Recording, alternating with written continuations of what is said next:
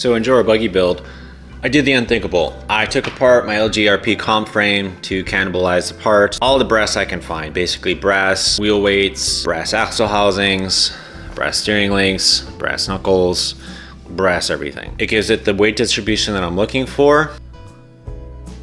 And if we flip this thing over, this is one of those like really weird in-between sizes. And you'll see here, in terms of the overall length, this is kind of the perfect size if you're running gates or if you're running indoors and you want the benefits of a longer wheelbase, but not necessarily the drawbacks, which would be like turning. If I'm building maybe like a comp truck, I kind of prefer this because you're not gonna get stuck. There's not like a flat surface where you're just gonna kind of hang yourself up and be unable to move. So I'm running brass diff cover, and then I'm running 33% overdrive. LGRP tremor servo's good. I like it, no problems, no complaints.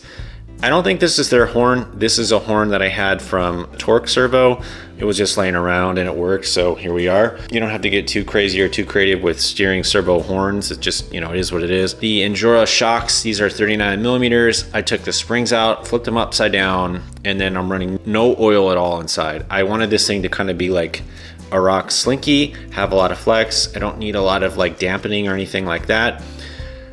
And it also allows you to kind of get this thing slammed. So if you're looking for a quick down and dirty mod to lower your center of gravity, give yourself a boost in terms of performance, you know, look to do something like this. It doesn't cost anything. So one thing I like to do is I take out one of the O-rings to give it a little bit more play and a little bit more kind of articulation there. And then that way you're not going to get hung up.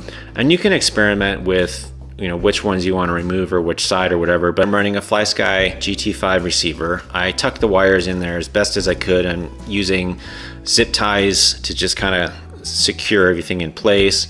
This is a Lizard Pro from LGRP. I like this one because it comes with a case and it makes it easier to mount. On the inside, this is a battery from Amazon. That it's fine that the wiring's on the outside. I don't normally prefer that, but it also kind of helps keep it in place. I have a lot of mounting options with regards to electronics. Like you don't have to run sliders or anything like that. You don't have to get super creative with mounting things to roofs or anything, because you can use these kind of built-in sliders here and then this massive tray in the back for electronics or batteries. So even if you don't kind of copy this build, or even if you're running maybe a stock battery, it can also kind of fit here, and then you can move your ESC or your receiver to the side. I did have one of these chassis before, and I did just end up cutting this little bracket right here. Didn't really do much in terms of the rigidity or performance, so if you wanted to cut that, that'd probably be fine.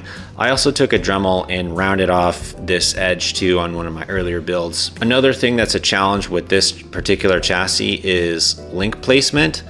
You're sort of limited with where these could go, so you're going to be kind of stuck to the original like stock placement of these, so you're not going to get a lot of tunability or a lot of customization here. So this thing also does come with these side panels too, where you can throw those on there.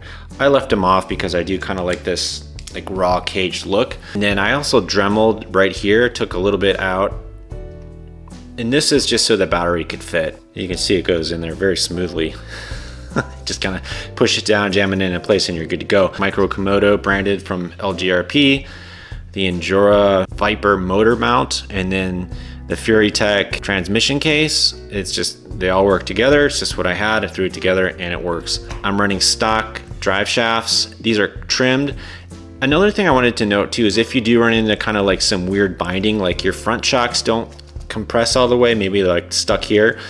A lot of that is because you're probably gonna have some sort of a bind here. So you wanna make sure that you trim this enough so at full flex, you have a little bit of play there. So that's another part to look out for if you're binding. I think if you're looking for a budget comp slayer, this is the way to go. And I like this because you have room for electronics, and it's also extremely light. So to close out this video, I think the pros of this thing really outweigh the cons. The pros being it's cheap. It's 29 bucks and you get 5 color options with it, including a clear if you wanted to paint your own. There's a lot of space for electronics and batteries, which is nice. It's easy to make, it goes together really smoothly. And it's also customizable if you wanted to run different panels on it, or even throw a body on it with some magnets. It can also fit a C10 or a Deadbolt. The cons of this chassis kit are going to be the lack of options for link placements, the limited shock mounting options, and then you could run into rubbing issues if you are at full lock with the steering. If you like this content, please like, share, subscribe. It really helps me grow the channel. And if you do decide to buy one of these parts,